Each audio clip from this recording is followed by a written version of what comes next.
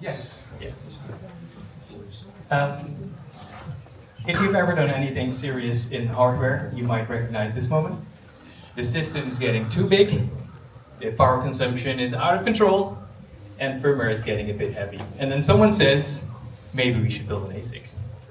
And then the room goes quiet. And it's not because it's a bad idea, but it's because everyone knows what it means. It means months of waiting and millions in investment before you learn anything.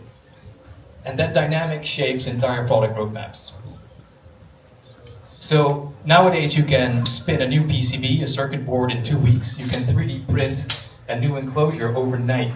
But somehow custom silicon is still a one-shot capital event, and most teams can't afford to go around twice.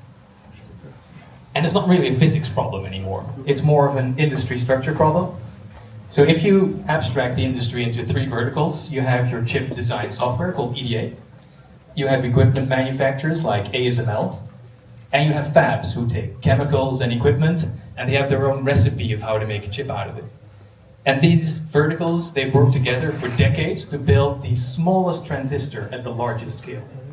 But no one's ever thought how to do this iteratively. And that's why I'm building Xsilica. It's one platform, fully integrated, consisting out of a simplified EDA software to design the chips, a proprietary chemical recipe as a fab recipe, combined into a single automated process specifically designed for rapid iteration of custom silicon.